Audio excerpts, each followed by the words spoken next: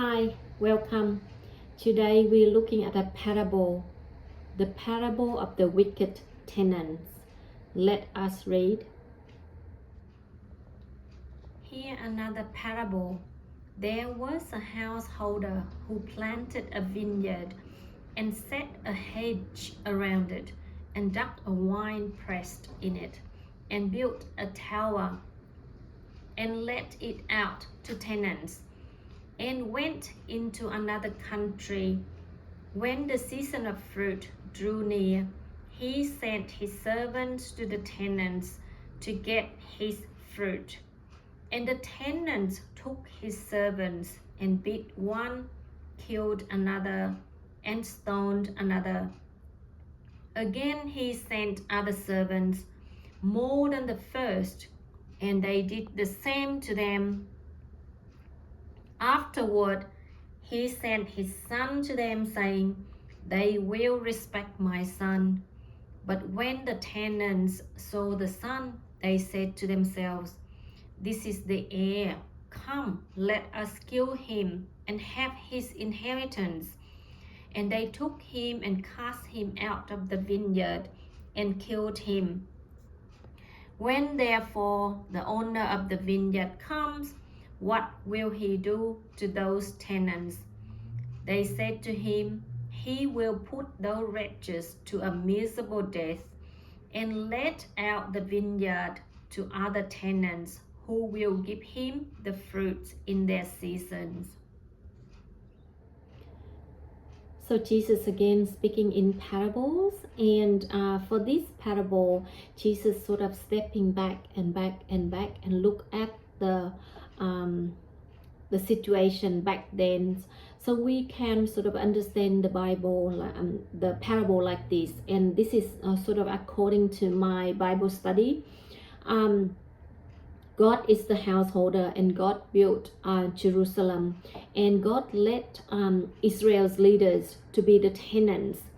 And then God sends Old Testament prophets to warn of Israel's sins, and then the Israelites leaders didn't treat the God prophets well, and then eventually God sent his son Jesus Christ, whom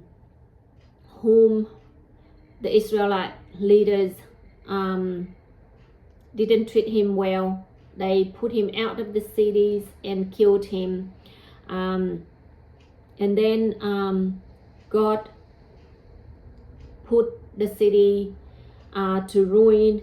So in 70 AD, Jerusalem was destroyed. And then God He gave the kingdom to other tenants. That is, He gave the kingdoms to the 12 apostles. They are new leaders for the new kingdom. And so basically that's how we can understand this parable. I think my Bible study didn't really say what the season of fruit drew near. He sent his servant to the tenant to get his fruit. So apparently God at all time, including the Old Testament time and the New Testament time, the fulfillment, is looking for fruit. He is looking for fruit. And because even the last verse said that, lease the vineyard to other tenants who will give him the fruits in their seasons. So God is looking for fruit, and I think we must ask the question that what is that fruit that God is looking for? I think God is looking for fruit is the people who actually belong to Him, the people who are converted and worshiping God. And the people who worshiping God give God glory, give God fruits by doing charitable works, doing compassionate works, loving others.